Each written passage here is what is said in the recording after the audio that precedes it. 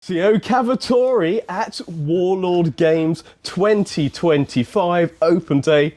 Hello. Hello, 2025, yes. Has been a while, 15 years of bolt action. 15 years. Perfect. I have to admit, it's my favourite game.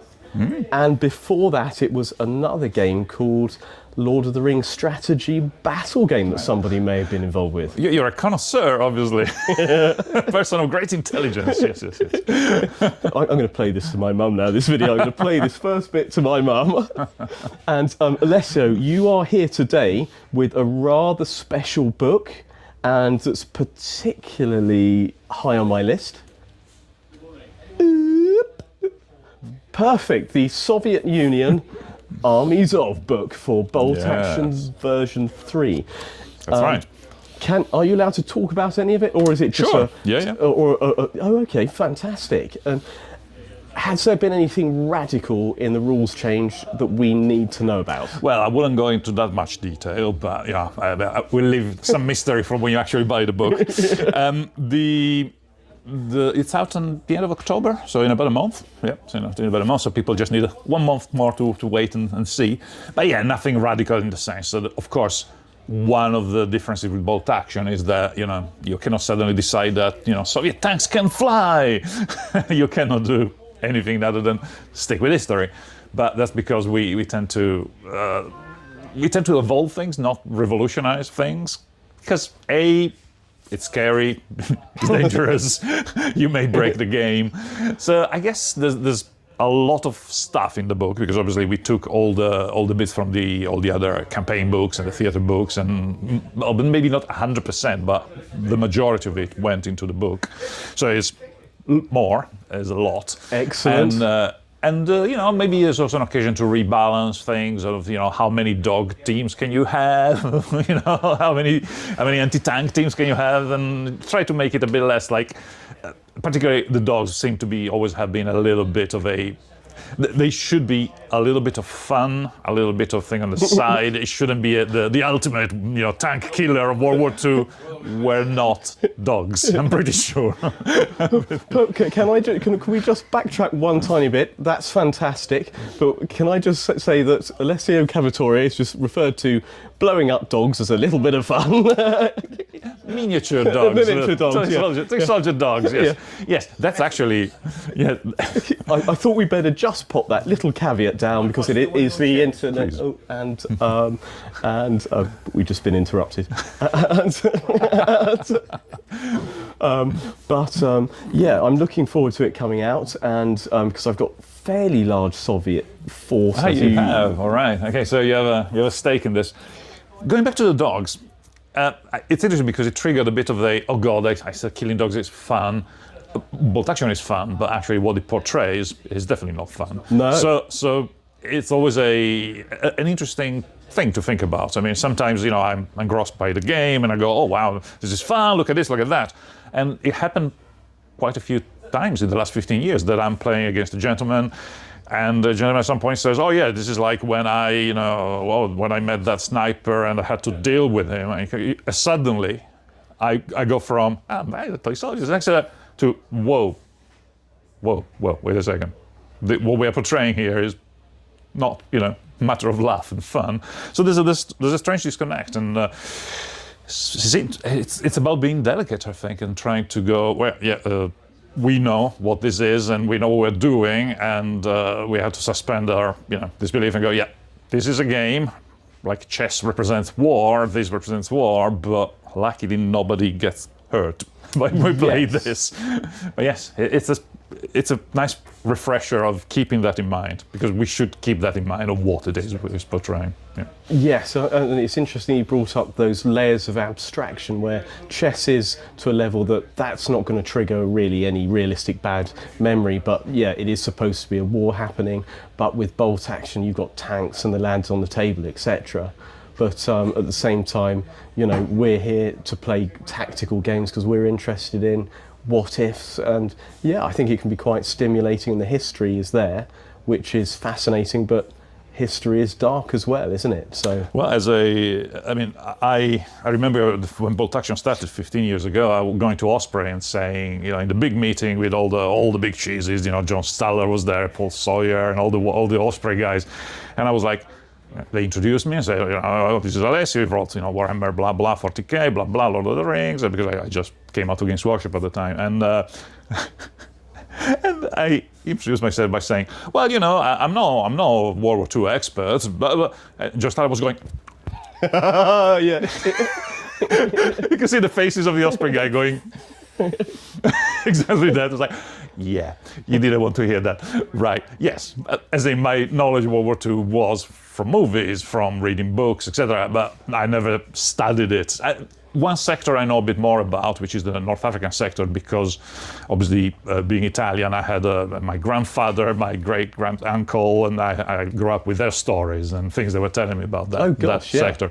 So that sector I know more about because I read more books, I played more games, so I know more.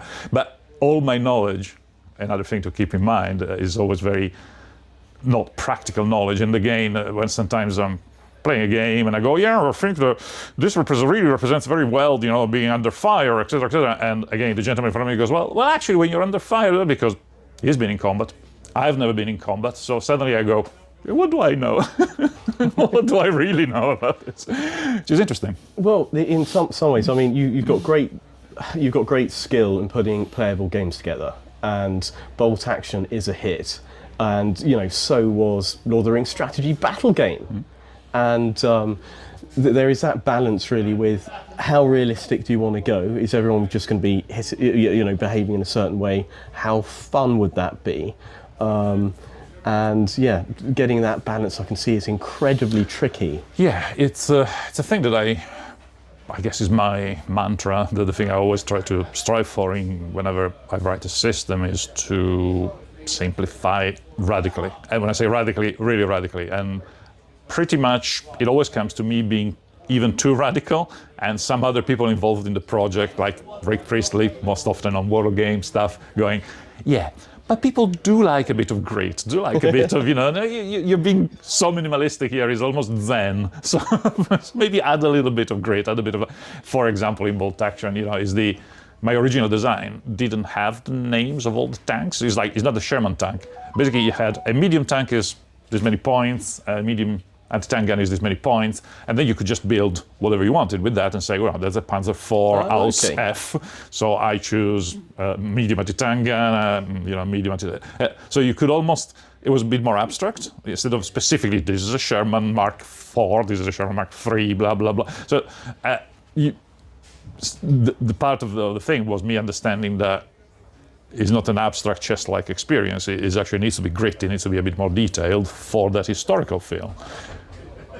Still, we try to keep it light, as in there's 4 types of anti-tank guns in Bolt Action, and everything falls into one of those 4 bands. If something is really, really strange, then we make a special rule for it. Something, this one never used this particular type of ammunition, so right, we have to, exclude HE, for example. So, but normally everything is roughly in bands, which keeps it simple, as in submachine gun is a submachine gun. So whether it's a Thompson or MP40, it's a submachine gun. So we did make some simplification that hopefully kept the game fairly simple and flowing. Fantastic, yeah, I have to admit, I'm playing with the Ministry of Miniatures and etc.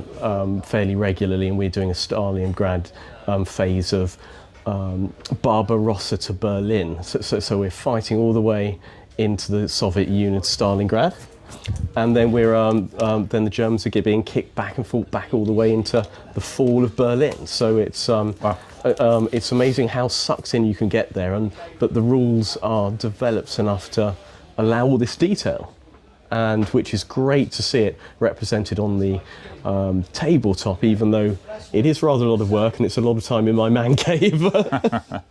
Interesting, because part of the reason why Bolt Action was given to me at the start was, I remember the conversation with Rick when he said, well, we would like you to write this, as opposed to like Black Powder, etc., because we would like this to be suitable for competitive play.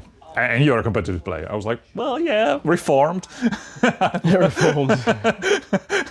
I lost the eye of the tiger in my old age, but still, I enjoy tournament play. And basically, what they were saying is that bolt action has to be play competitive, so it has to have tighter, stricter rules, simpler but tight rules, and be less left to improvisation, like in Black Cloud. Black Cloud is fantastic as a friendly game. It's amazing because that the storytelling of it is incredible. With the orders, when you order your cavalry to go on top of the hill and charge if you detect any enemies or engage. So it's something that is more narrative. It's almost like a role-play game. It's across, and so bolt action has to have that tournament play, but also has the freedom, and I mean that's something we cannot write, we cannot police, like you were saying. With your group, we make up stuff, we make up scenarios, we play campaigns, and so it's good that it has both sides of it, I would say.